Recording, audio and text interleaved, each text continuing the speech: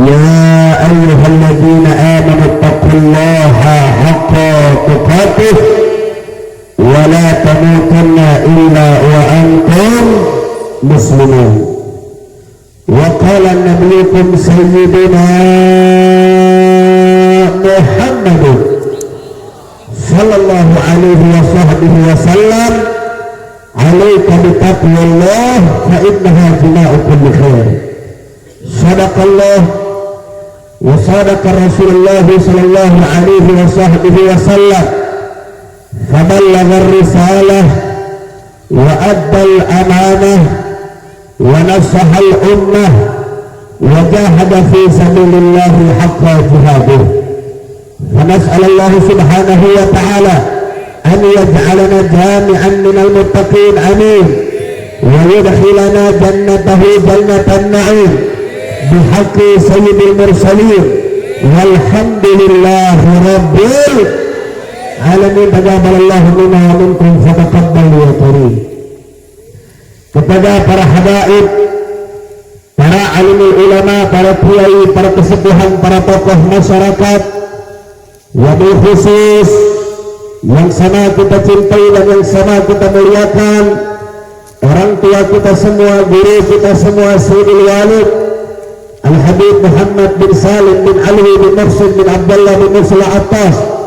Kita doakan semoga beliau diberikan panjang umur dalam taat dan beribadah kepada Allah Subhanahu wa taala. Allah beri sehat wal Allah beri sehat lahir dan batinnya. Allah berikan keberkahan dalam kehidupan dunia dan akhiratnya. Amin ya rabbal alamin. Dan juga tidak lupa salam penghormatan saya sampaikan kepada segenap para habaib bersama kita malam hari ini, yaitu Al-Habib Fahmi bin Muhammad Al-Attas, Al-Habib Farhan Al-Ghobri, dan juga para habaib yang lainnya. Kita doakan mudah-mudahan Allah berikan panjang umur, sehat wal afiah dalam taat dan beribadah kepada Allah Subhanahu wa taala. Dan juga salam penghormatan yang khusus saya sampaikan kepada Al-Mukarram Al-Muhtaram Al-Ustaz Inayah, Al-Ustaz Mahfudin, dan juga kepada Al-Mukarram Al-Muhtaram Bapak AU. Kita doakan semoga Allah Subhanahu wa taala berikan keberkahan dalam kehidupan dunia dan akhiratnya. Allah berikan panjang umur, sehat wal afiah. Allah berkahi setiap langkah perjuangan dakwahnya, memberikan kemenangan dari dunia sampai akhiratnya. Amin ya rabbal alamin. Dan juga mohon maaf kepada para alim ulama, para kesepuhan, tokoh masyarakat yang lain yang saya tidak sebutkan namanya satu persatu, namun insya Allah sedikit pun tidak mengurangi rasa hormat Habib Al-Fajir kepada antum semua. Kita doakan semua para guru-guru kita, para alimul ulama kita, para asatidz wal asatidah kita. Kita doakan mudah-mudahan diberi kekuatan istiqamah di jalan Allah Subhanahu wa taala. Allah berikan keberkahan dalam perjuangan dakwahnya. Amin ya rabbal alamin. Dan juga salam yang sangat istimewa saya sampaikan kepada antum semua yang hadir di tempat ini, baik kaum bapak juga kaum ibu, pemuda-pemudi. Mudah-mudahan kumpulnya kita di tempat ini menjadi penyebab turunnya rahmat dan barakah dari Allah Subhanahu wa taala. Dan tidaklah kita keluar dari tempat ini melainkan segala dosa dan kesalahan kita diampuni oleh Allah. Mudah-mudahan semua yang hadir diberikan panjang umur, yang lagi sakit Allah angkat penyakitnya, yang lagi susah Allah ganti dengan kebahagiaan, yang sempit Allah lapangkan hatinya, yang usaha Allah lancarkan usahanya, yang belum dapat jodoh Allah dekatkan jodohnya. Mudah-mudahan rumah tangga kita jadi sakinah, mawaddah, warahmah, diberi keturunan yang saleh dan salehah, dan yang terpenting kita semua mati dalam keadaan husnul khatimah, dan kita semua masuk ke dalam surga-Nya Allah dan dikumpulkan bersama baginda Nabi besar Muhammad sallallahu alaihi wasallam. Amin ya rabbal alamin. Ahibba'il kiram, setelah puja dan puji syukur kita panjatkan mutlak bagi Allah Jalla Jalaluh.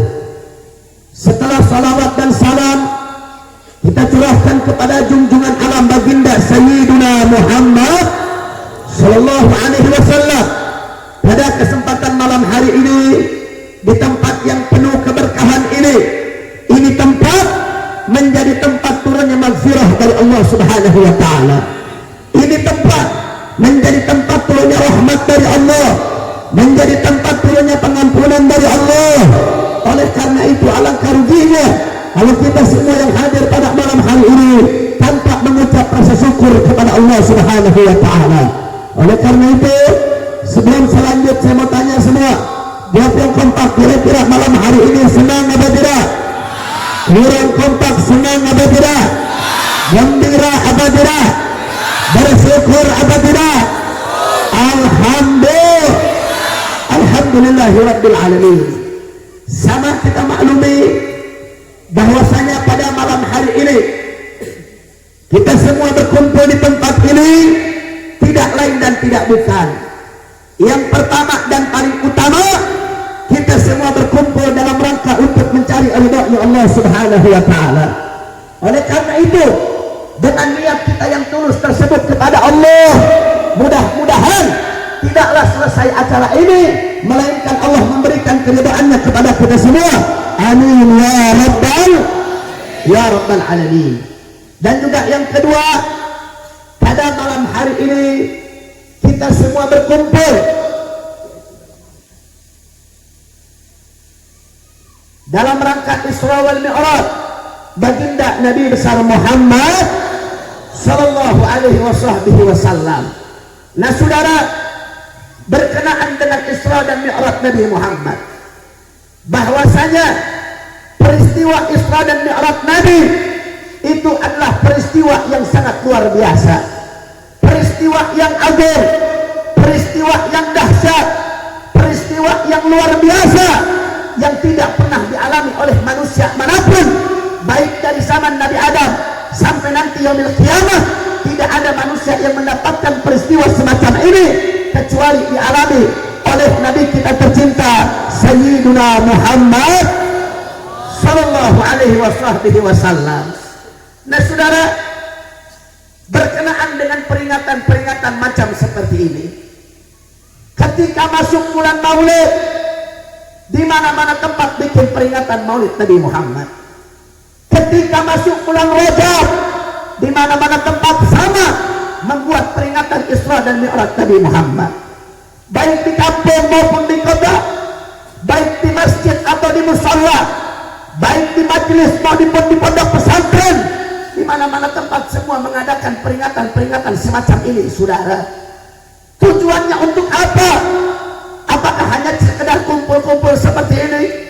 Apakah hanya kumpul kemudian selesai pulang bawa berkat, kemudian makan-makan kumpul selesai?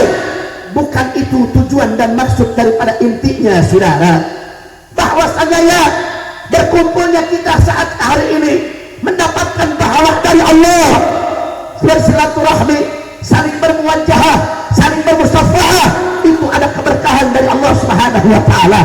Akan tetapi saudara, jauh daripada itu semua, tujuan diadakan peringatan macam seperti ini, peringatan Maulid Nabi, peringatan Isra dan Mi'raj, apa semua, apa itu yang dituju? Tidak lain tidak bukan, kita semua diajak untuk kembali mengingat keagungan Nabi Muhammad, mengingat kembali keagungan Rasul. Kita semua diajak kembali untuk terhubung dengan Nabi, untuk ada kaitan dengan Nabi. Karena kenapa saudara? Ketika seorang umat Nabi Muhammad, ketika seorang hamba Allah, mereka menjadi umat namun tidak ada hubungan dengan Nabi, hatinya tidak terkoneksi dengan Nabi, hatinya tidak ada kaitan dengan Nabi, maka demi Allah, orang tersebut adalah orang yang paling rugi dari dunia sampai akhirat, saudara. Sebab kenapa Pak? Sebab kenapa belum?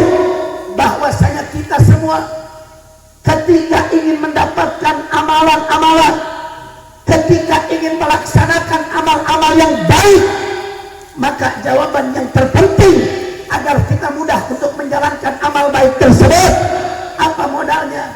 Modalnya adalah cinta terhadap baginda Nabi besar Muhammad. Modal utamanya cinta sama Rasul. Besar Maka insya Allah ketika seseorang sudah terhubung dengan Nabi, terkoneksi dengan Nabi, hatinya dipenuhi dengan Rasul, maka mereka akan mudah untuk menjalankan syariat yang dibawa oleh Nabi Muhammad. Tapi sebaliknya saudara, ketika mereka tidak ada hubungan dengan Nabi, hatinya kosong dari Nabi, Nabinya nggak dia utamakan, akhirnya apa? Mereka mudah dalam menjalankan munkarat, dhalalat, sayyiat, mukhalafat dan sebagainya saudara.